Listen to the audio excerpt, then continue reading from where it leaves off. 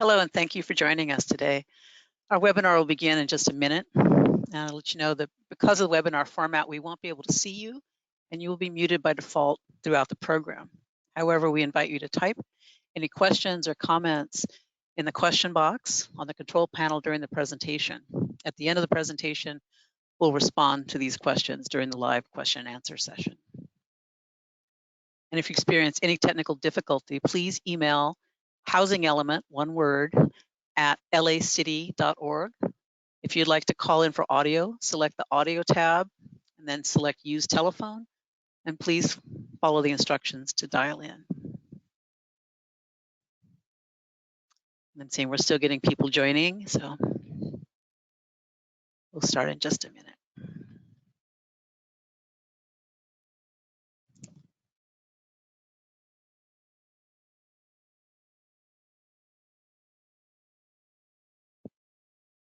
Hello.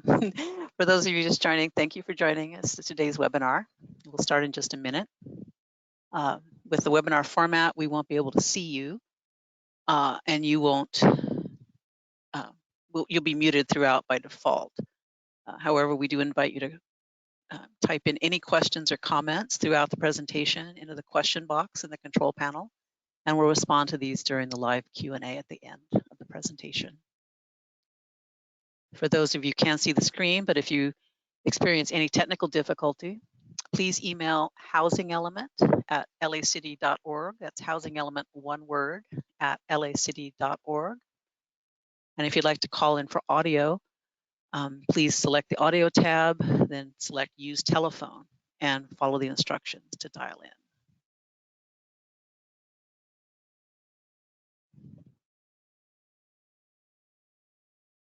And I think we want to allow plenty of time, so let's go to slide 2.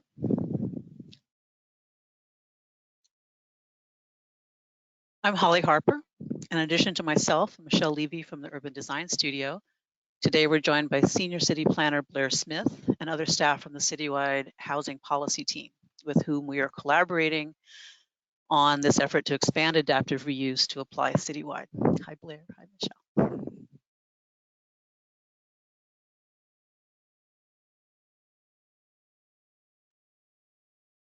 Our presentation is expected to last 30 minutes, followed by 30 minutes of Q&A. And please know that if we continue to see more questions coming in, we're happy to stay longer. For information and to stay in touch with our work program, please visit us online at planning.lacity.org/plans-policies/element-rezoning-program. And you may also reach us at any time at housingelement@lacity.org. If you'd like to provide a comment or ask a question, that can be done through the questions box of the control panel, as shown with the blue arrows. We'll be moving quickly, but a recording and copy of this presentation will be shared with all participants next week. We have your email, so we'll be sending them out via email. If you would like to view live captioning, please use the link we're including in the chat and comment box now.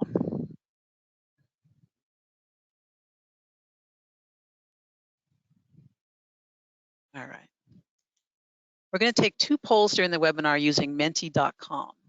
To participate in the polls, you can either scan the QR code by opening your phone camera app and facing it at the code over your screen, or by going on to menti.com and entering the code shown on the screen. This can be done on any device that has access to the internet, like a smartphone or tablet. All right, so let's try this out. Please either scan the QR code or go to menti.com, that's MENTI.com, and then type in the code shown here, which is 5830-8260. You should now see a survey question asking about your experience with adaptive reuse in the city. So this is, have you lived in such a building, designed or built one, and want to learn more, or other? Again, please go to menti.com and enter 5830-8260 to respond to the question. For those who joined us late, instructions are available in the chat box. We'll give it a few moments while people respond.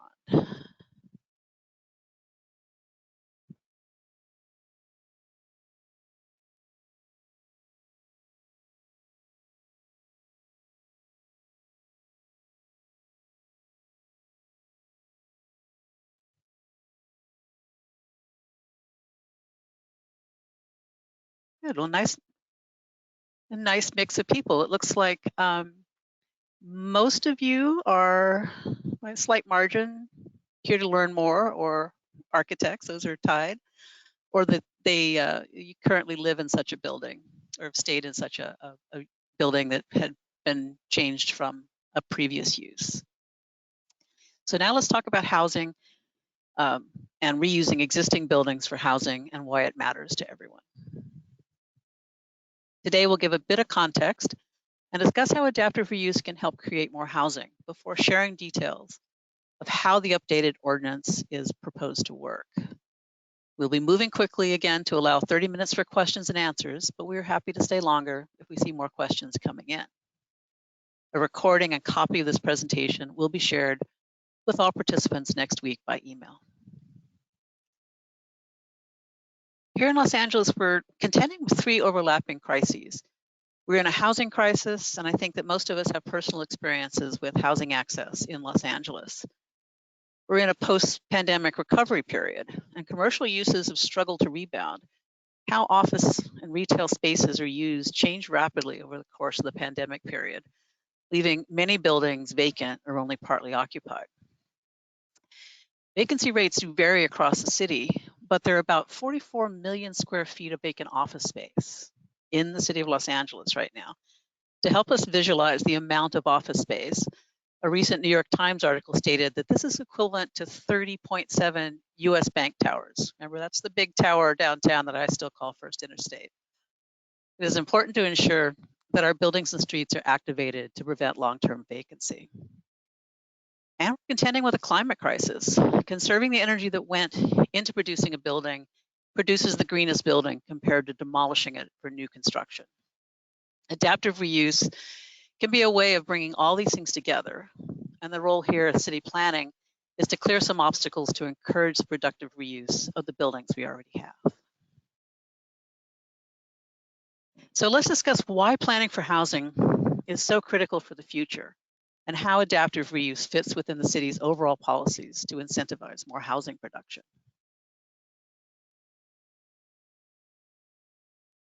Next, there we go. Our housing element, the Plan to House LA, was adopted in 2022 and provides goals, policies, and programs to guide the city's housing policy for the years 2021 through 2029.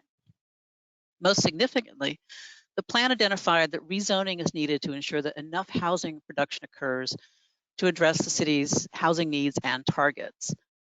Modifying the underlying zoning of parcels will occur through community and neighborhood planning efforts. The Citywide Housing Incentive Program will not modify underlying zoning of a parcel, but instead offer development incentives. We're here today to explore the first of the Citywide Housing Incentive Program's 6 core strategies to advance, expanding the Adaptive Reuse Ordinance to apply citywide.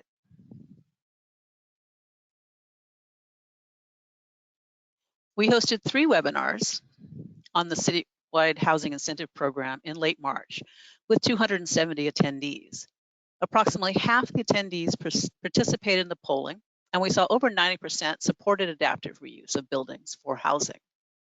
We invite you to visit planning.lacity.org/housing-element-rezoning-program to view the webinar recordings, explore concepts, and take the survey.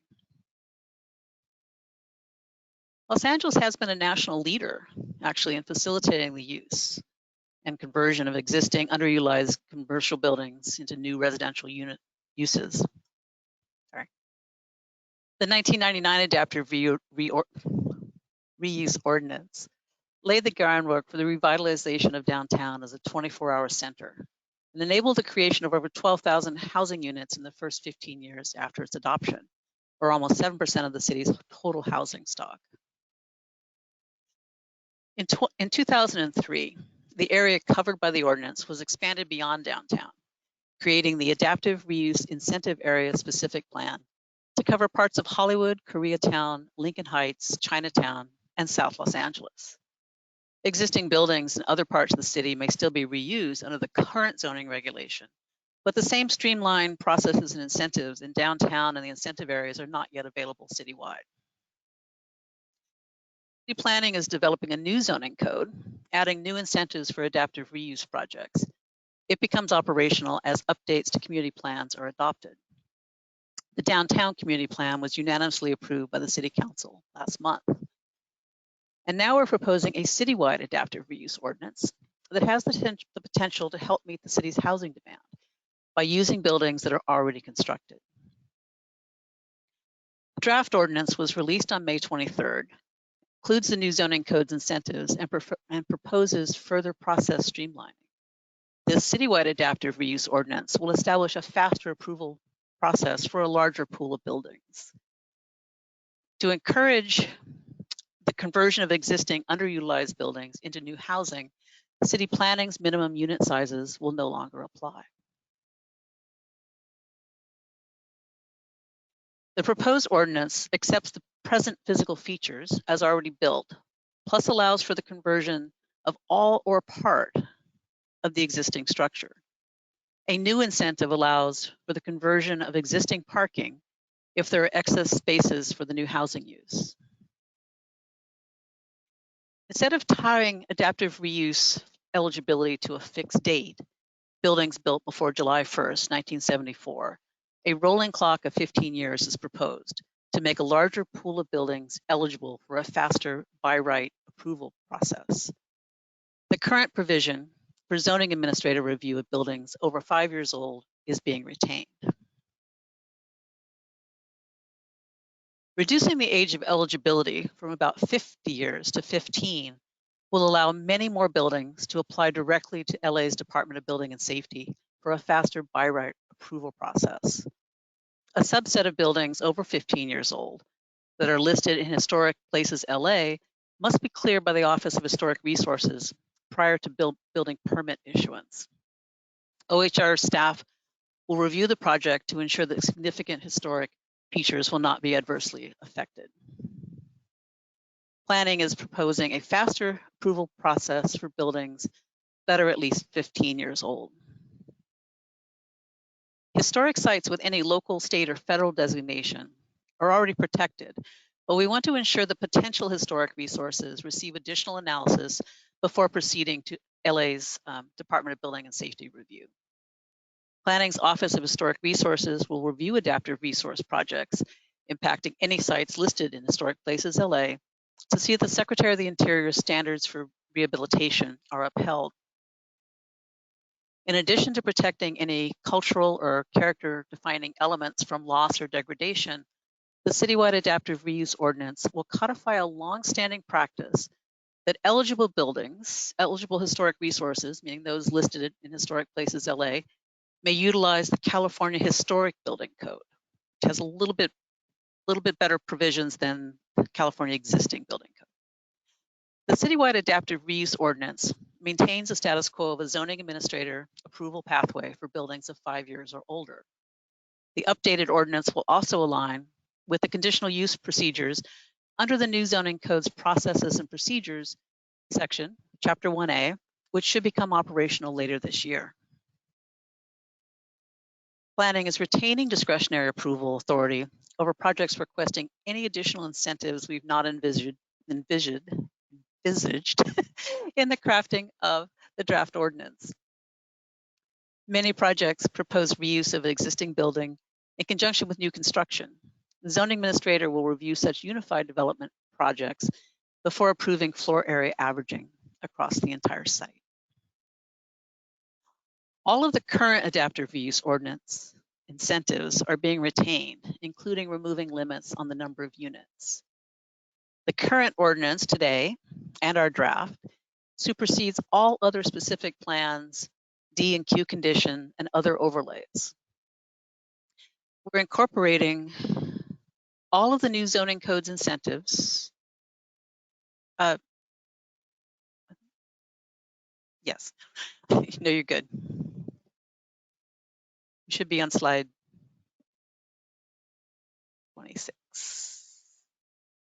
Next slide. There we go. We're incorporating all of the new zoning codes incentives, including to allow a one-story rooftop addition, but limiting these additions in our draft for the purpose of providing new shared amenities that can be accessible to all residents. Current adaptive reuse ordinance requires units to have a minimum of 450 square feet, and all units must average 750 square feet.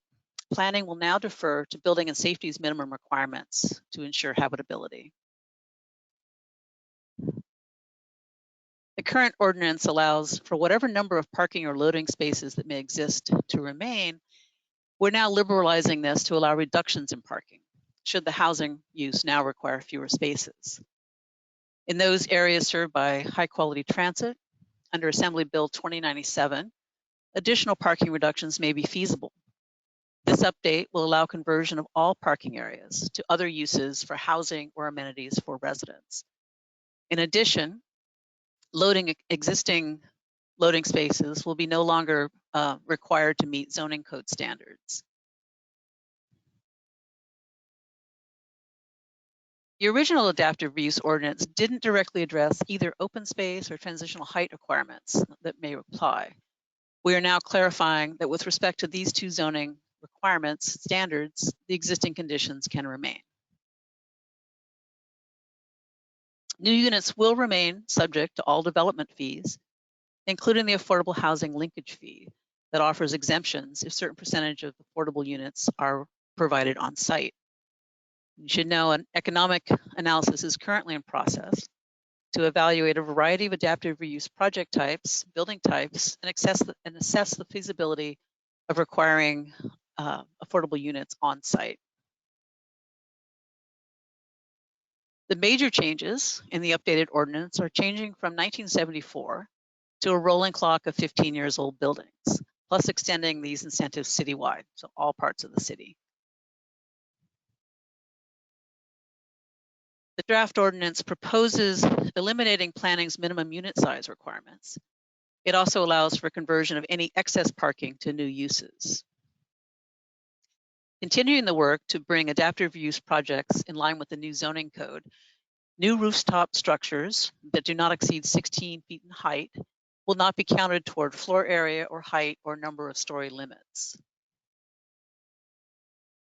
So please either scan the QR code or go to menti.com, type in the code shown here, 58308260,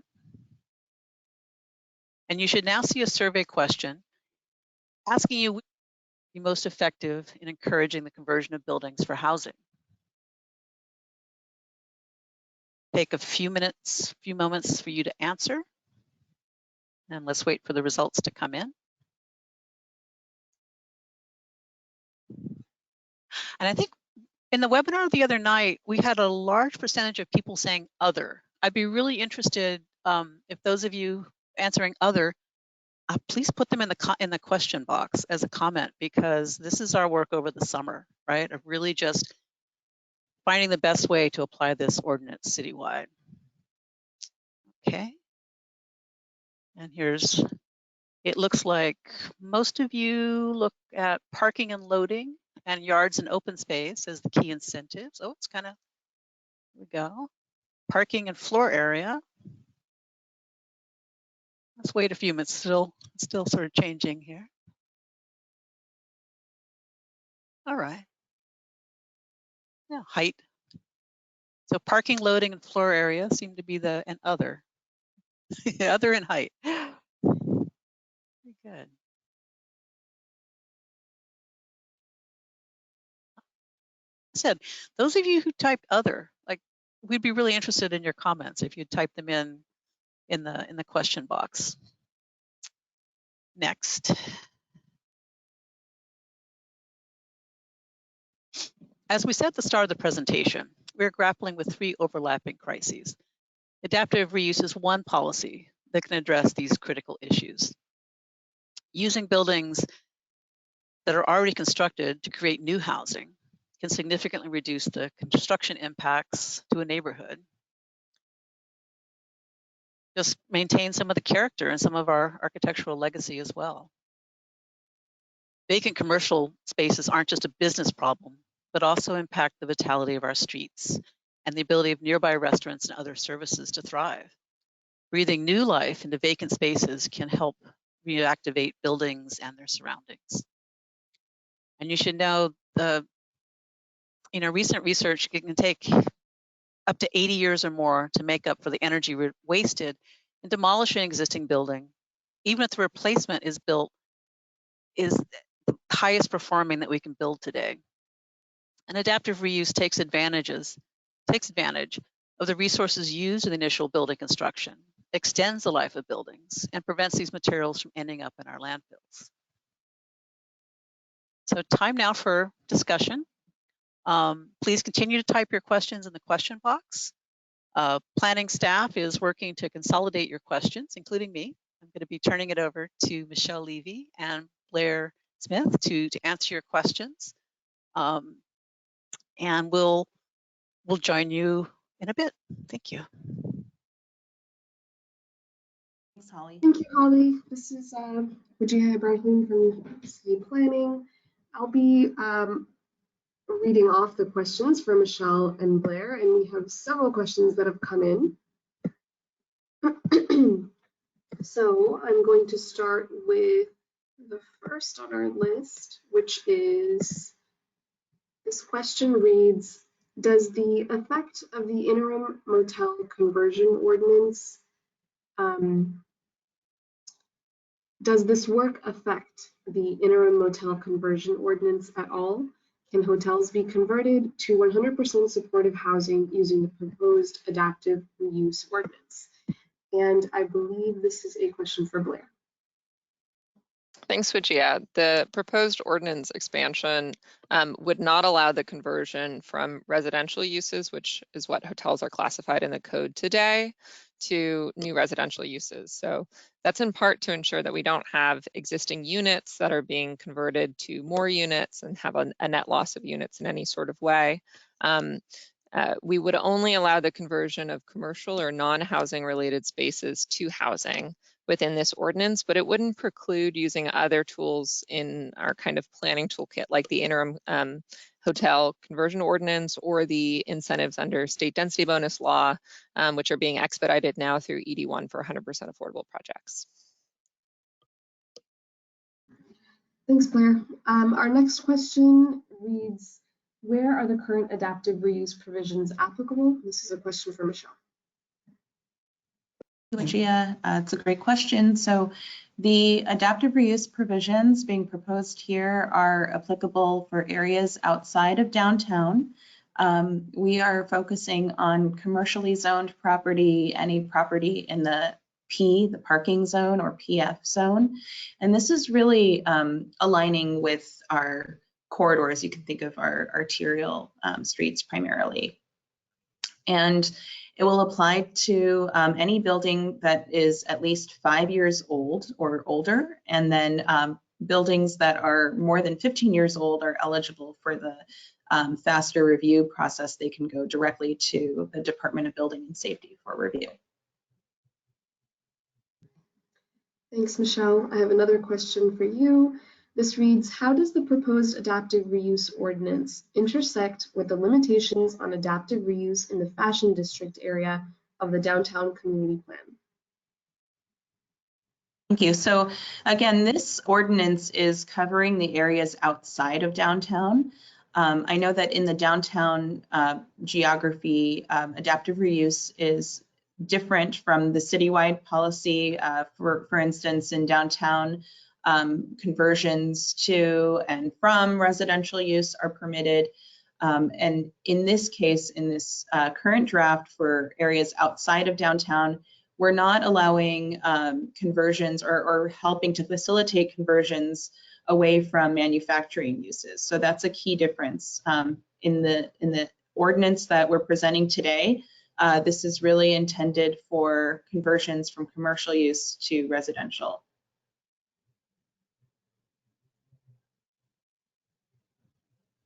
Thank you. Our next question reads, will LAFD be on board with enforcing the historic building code similar to city planning and LADBS? And this question is either Michelle or Blair. I can take this one. Yes, so we're having ongoing conversations with our partners in LADBS and with Fire. They're aware that these changes are coming. And the question will be, of course, you know, we're also very much aware that adaptive reuse projects can be more costly because they may require system-wide building upgrades for fire and life safety. So this is a very good question, and it's something that we're going to be coordinating, and we have already been coordinating very closely on with our partners in DBS and Fire. And also, I want to mention that what's unique about this citywide ordinance is that to allow for flexibility with building and fire codes, we're also allowing for partial conversions here. So in the event that a whole building conversion may be costly or an infeasible, there's also opportunity for gradual conversion and not, you know, full conversion of an entire building, but rather, you know, conversions of space over time. So perhaps if you have a multi-story building, like a typical office building, mid or high-rise office, you could look at converting, you know, one or more floors, but the entire building wouldn't need to be converted all at once. So yeah, this is something we're going to be working on very closely with building and safety. It also is very much impacted by state fire codes. In the city of Los Angeles, we adopt the state fire and building code. And so we're going to be looking at kind of what flexibility we have at the local level to interpret and apply the statewide codes. Thanks, Michelle. We have another question for you. This question is asking, how will the proposed adaptive reuse ordinance be applied in the current adaptive reuse incentive areas? That's a great question. So we are proposing to maintain the adaptive reuse incentive areas. And if you recall the maps that Holly shared in the middle of the presentation, you know, the downtown area is being carved out of this ordinance because it's covered separately under a new building code. But we have these existing adaptive reuse incentive areas that we are going to maintain. And the reason they're going to be maintained is because they have provisions that relate to other types of uses. They do allow for hotel conversions, and we wanted to maintain the status quo in these incentive areas. So what's happening is these new provisions that allow for more streamlined housing production will apply in the specific plan incentive areas, in addition to the current provisions in place today. We may also need to amend the boundaries of the specific plan incentive areas to account for the downtown community plan, which has since been adopted.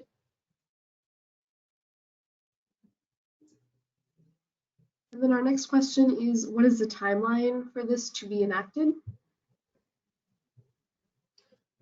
Yes, so we are working very hard to bring this to our city decision makers by the end of this year. We know that there's a lot of interest in adaptive reuse. It's a, you know, as Blair mentioned, it's another tool in our toolbox to address our housing crisis. And so we are, you know, we're planning to release an updated ordinance based on the feedback that we're hearing today and in our community engagement over the next few months. And we hope to have a draft to bring to our decision makers by fall to begin the adoption process. So this is just the beginning of the process, but our goal is to have an adopted ordinance in place by the end of this year or early into next calendar year.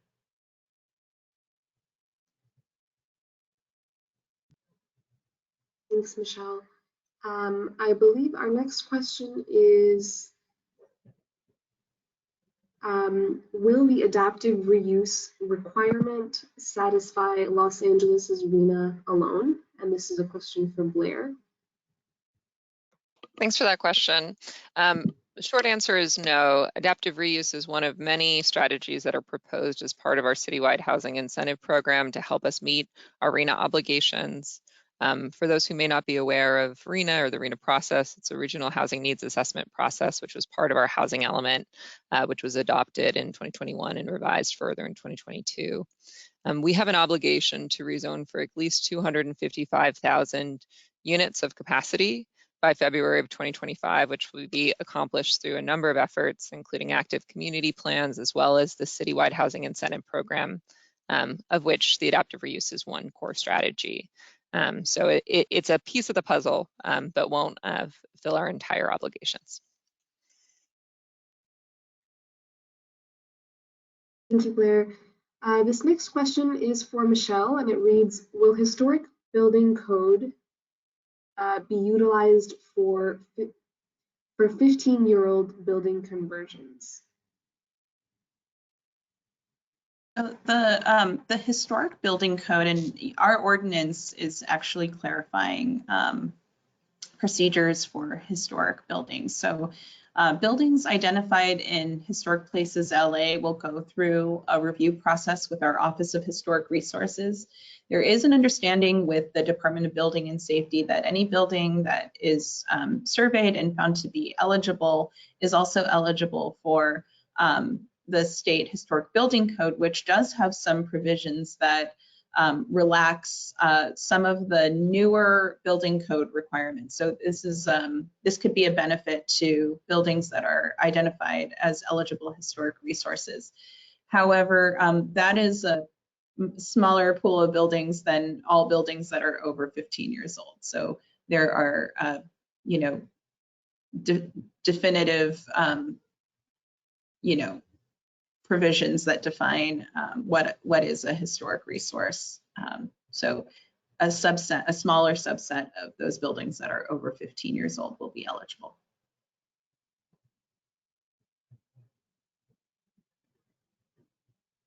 Thank you, Michelle. Our next question is, I believe, for Blair. Can you confirm what types of buildings are eligible for adaptive reuse provisions? Are all commercial buildings eligible?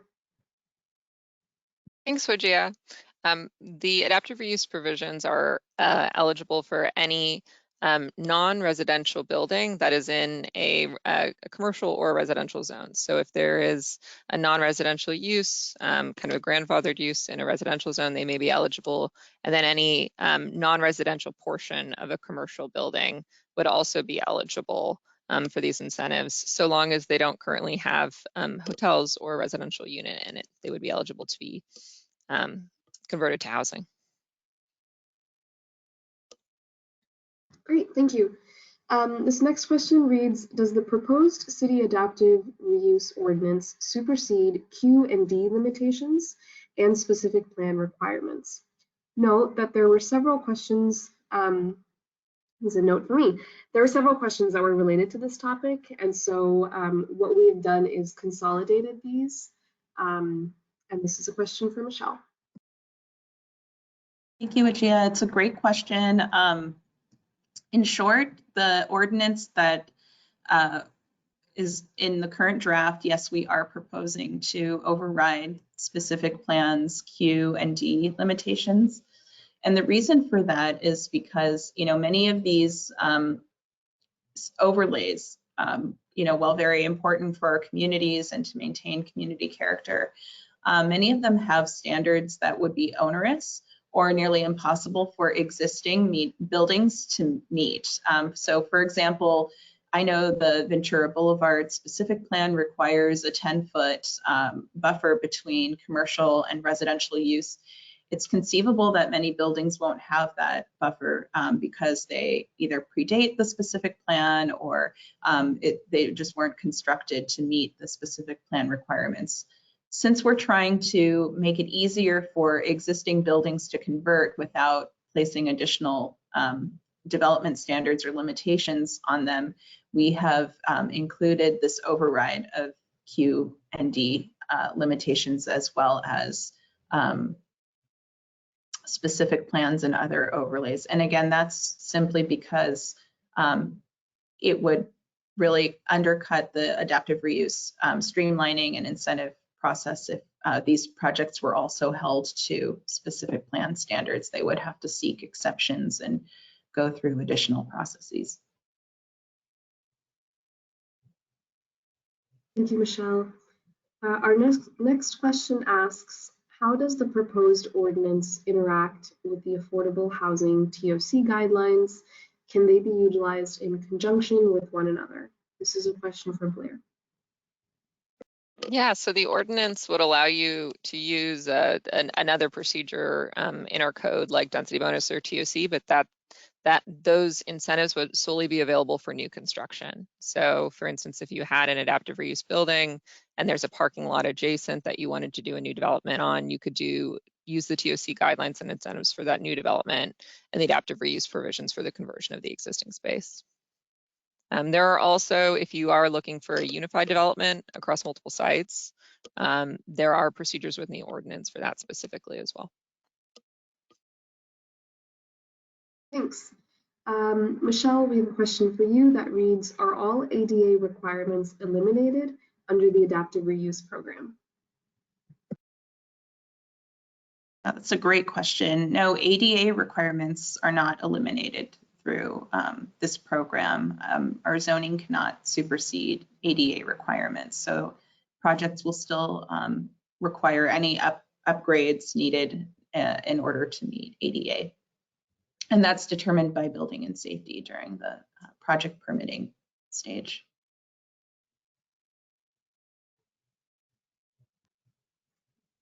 Thanks, Michelle. Our next question reads, this ordinance is great. However, ULA will impede on the progress and great work that's being done to produce more housing.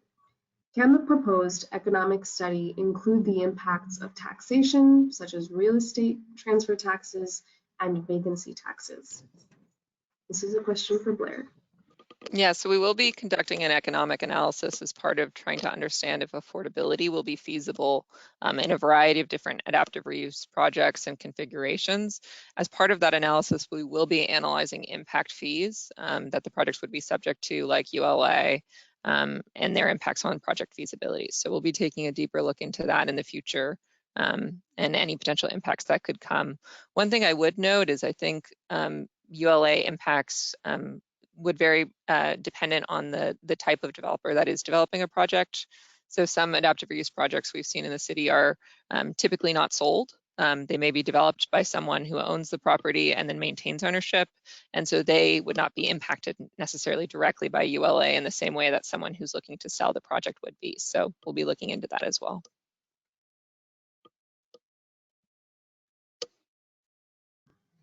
Thanks, Blair. Our next question asks, will the adaptive reuse ordinance supersede tree planting requirements in specific plans? And I believe this is for Michelle. That's a very good question. And that's something that we're going to have to look into a little bit further. As I said earlier, at this point, we're proposing to override specific plan requirements. We'll have to evaluate each of our specific plans in detail to understand what that means plan by plan. So issues like tree planting requirements, all of that, at this point we are proposing to override all specific plan regulations, and we welcome your comments on that.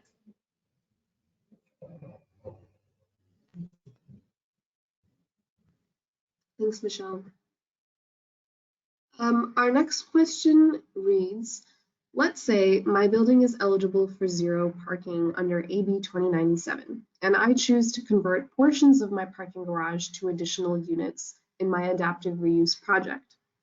However, my remaining parking includes many compact and tandem spaces, but I no longer have one standard stall per unit.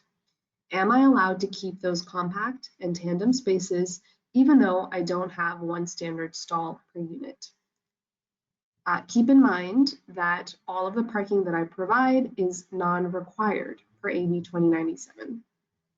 I believe this is a question for Michelle. Yeah, this is a very specific scenario, but we are aware of this this issue. Currently, LADBS is requiring new parking stalls in converted, I'm just summarizing the issue. So DBS, even with 0 parking required, any new parking is required to meet our parking standards in the zoning code. And so this is posing an issue for some developers who want to do partial conversions and also keep existing parking and meeting the new needs of their future building tenants for residential.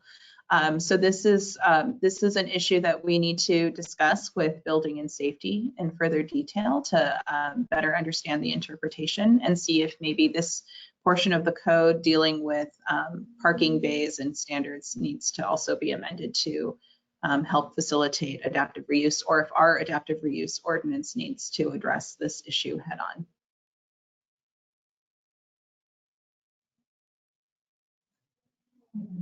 Thanks, Michelle.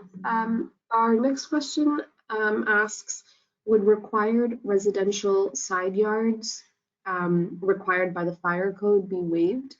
Moreover, will the LA Fire Department support the enforcement of the historic building code?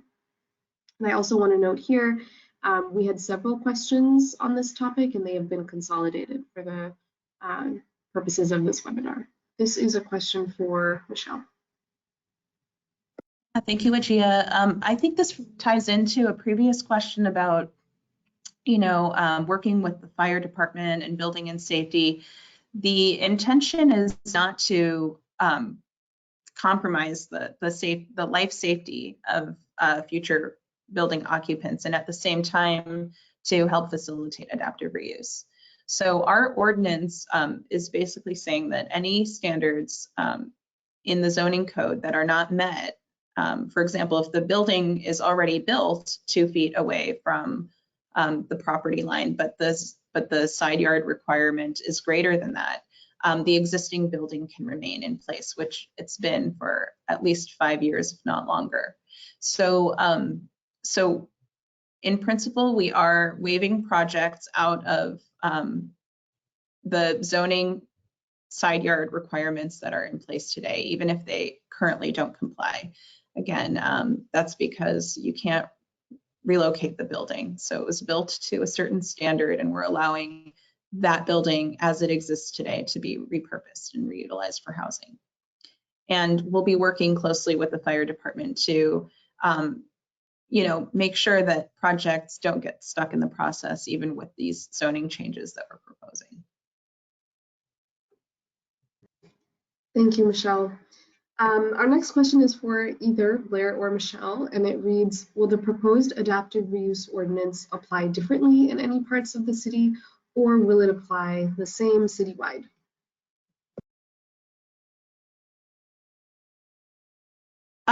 Yeah, that's exactly what we're trying to do with the citywide ordinance, is consolidate and create a unified set of incentives and provisions so that we don't end up with different adaptive reuse ordinances throughout the city. This is, again, tied into the housing element rezoning program, the citywide housing incentive program. And so it's really important that we take kind of a comprehensive view of how to address adaptive reuse. There are differences between the citywide program that we're putting forward now and the downtown community plan, but we're hoping to land on 2 approaches, one for downtown and one for all areas outside of downtown.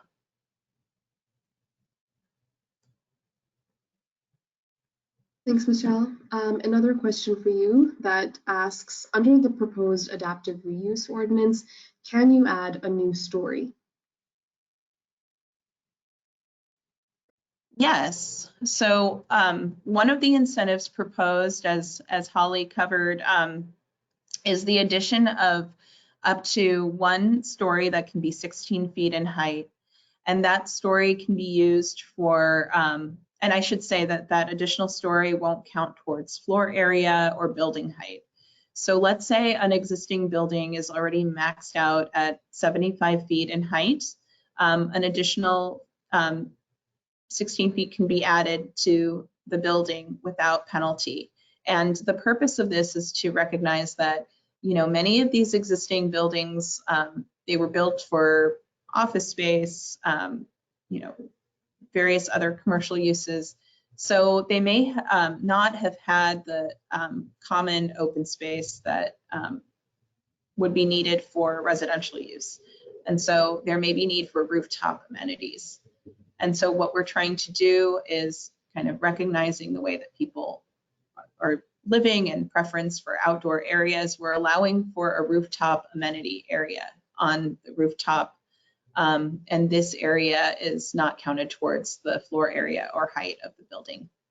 And again, this is really intended to serve all building occupants. It's not for a penthouse floor. It's really to provide a common room like a gym or some sort of space for amenities for residents.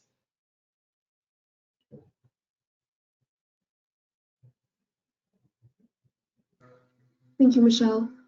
Our next question.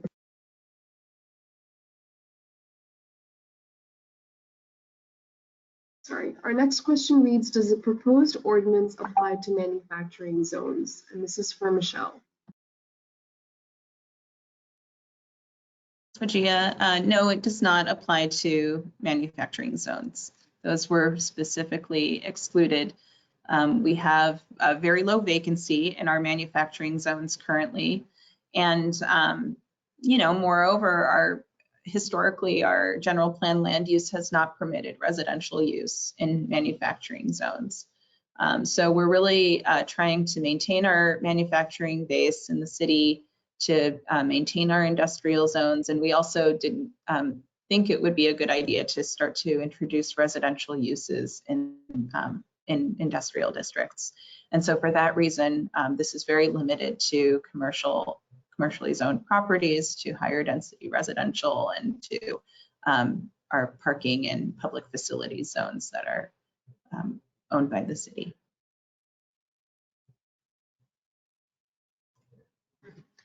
Thanks, Michelle. And I believe we are at our final question. Oh, nope, we've got a few.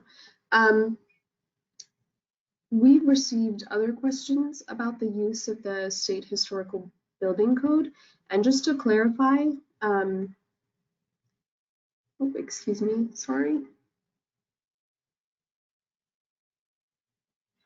Just to clarify, I guess our next question here is reading, did you already assess how many units could be created in each part of Los Angeles? This is a question for Blair. So the housing element did analysis as to the potential kind of unit capacity that could be created through a citywide adaptive reuse ordinance as part of the housing element adoption. In it, there were some slight differences, like we evaluated a 25-year age threshold versus a 15-year age threshold. And we approximated about 40,000 units of capacity could be created through the housing element. That's at a citywide level, so not a local, at a localized level. One thing I do want to clarify is there has been some confusion about RHNA and RHNA allocations kind of in the general public and consensus around housing element rezoning. There is not a RHNA allocation for each community. We were allocated our RHNA at a citywide level, and our goal is at a citywide level. So there are requirements towards fair housing obligations that obligate us to look to create housing in areas that have higher opportunity. So the program does have specific incentives and other concepts in our program focused particularly on opportunity areas like our opportunity corridors concept, but there aren't community level targets or anything along those lines. And actually, just to build on what Blair said, we're going to be looking through our economic analysis at areas that are more likely to take advantage of adaptive reuse and the different types of buildings that are more suitable to adaptive reuse. So we'll have that information in hand, and I think that will, help inform our policy as well.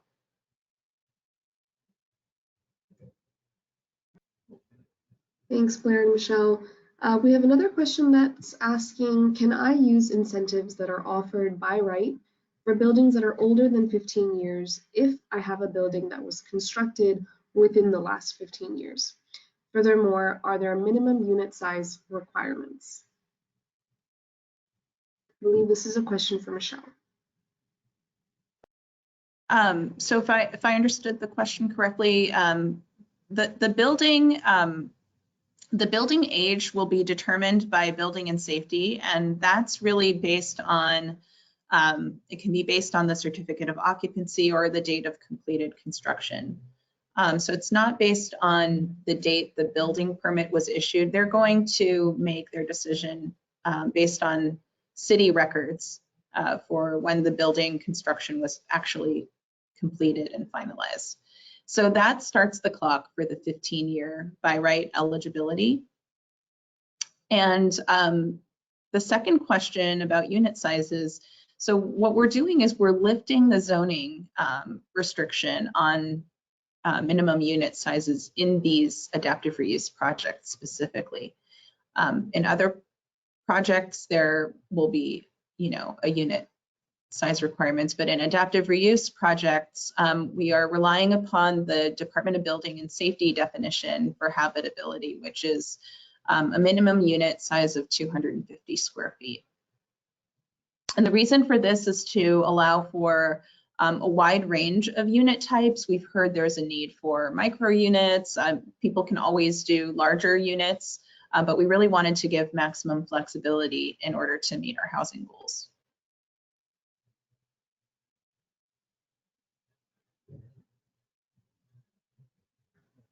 Thank you, Michelle. We have another question for you, and this question reads, if the new occupied rooftop exceeds the 75-foot requirement, would all high-rise provisions be exempted? For example, new smoke control systems? That's an excellent question. We'll have to follow up with building and safety specifically on that. Thank you for raising that. Our next question reads, are these new incentives available now, or do building owners need to wait until the ordinance is adopted to take advantage of the expanded adaptive reuse program? And this is a question, I believe, for Michelle. Yeah, it's a great question. So just to clarify, this is still in draft phase. We're just releasing this draft for public review. It won't be adopted until later this year or early next year and in effect. And so what we have on the books today is our current adaptive reuse ordinance, which only applies to a limited geography. So these provisions won't be available until City Council acts and adopts the ordinance and it becomes effective. But it just to highlight, if you are in an adaptive reuse incentive area and your building is an older building pre-1978, you may be eligible for incentives today if you weren't already aware. So feel free to reach out if you have questions about that. That's right. And downtown as well, the provisions will be effective. So downtown and in the incentive areas that were shown in green in our earlier slides, adaptive reuse is available.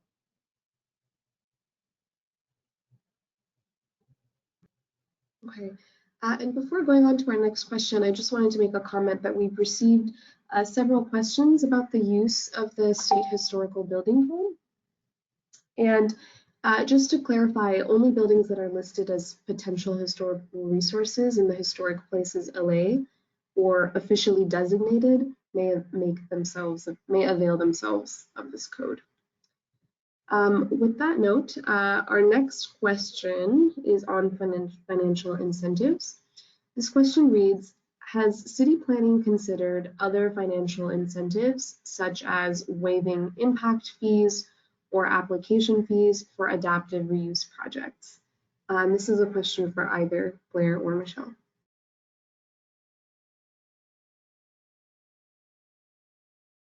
I can take this one. So, thank you for that comment. And we know that it's very difficult to construct adaptive reuse projects. Even with this expansion, there will be challenges with individual buildings. We can certainly take down that comment to look at additional financial incentives. Currently, they are not being proposed through this ordinance. We're not proposing to waive projects out of fees. With regard to the linkage fee, if a project is proposing affordable units on site through adaptive reuse, they may be eligible for a reduction in linkage fees for those affordable units. But in terms of like broader impact fee or general fee reductions, that's not currently included in this proposal.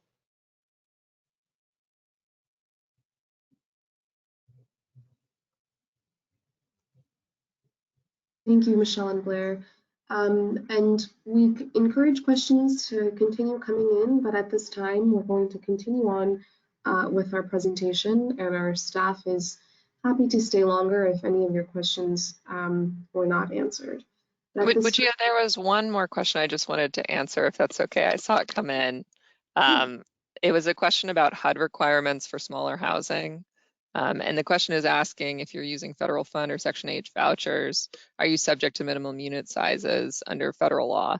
And the answer is yes. If you're going to be doing 100% affordable development, you would be subject to any fair housing related unit size requirements. And so as you're planning your development, you would want to make sure you're respecting those. So sorry to cut you off there, Woogie. I just wanted to clarify that. That's totally okay. We are going to move forward to next steps, and once again, return to questions as more questions trickle in. So with that, I will pass it back to Holly.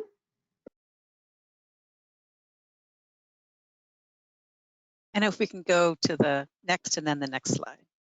Thanks, Gia. All right, so as you can see in our timeline, we're currently in the listen and share phase after the release of our draft ordinance.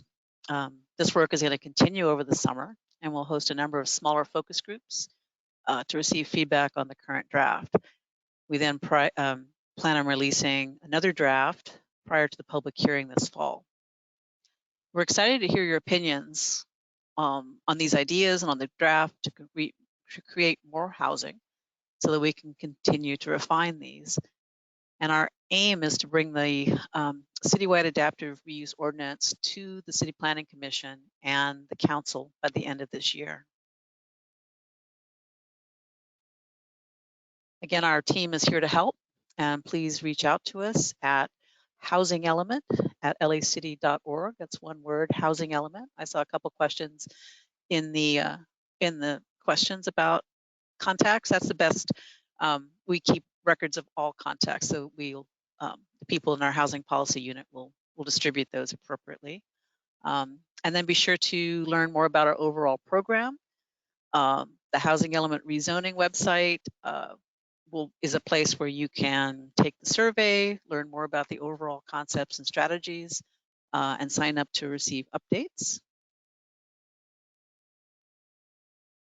And thank you for joining us today. That concludes our presentation, but I'll turn it over to my team if we have questions still coming in. We will keep the webinar open longer as needed. And if you'd like to share your thoughts or ask a question, please type in the question box or reach out to one of us at the housingelement@lacity.org after today.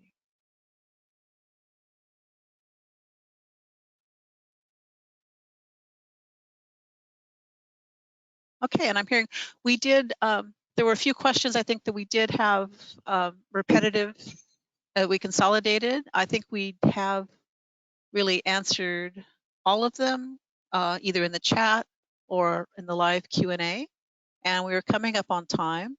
So let's close the webinar for today, and then be sure to reach out to us. We're here to help, and we really want to craft the best ordinance over the summer addressing some of these very, I say, intricate provisions, like the interaction with other specific plans, overlays, coastal development plans. So we're really happy to hear your comments and help us get the best ordinance that's clear and can apply easily across the city. So thank you for today. Have a beautiful rest of your afternoon.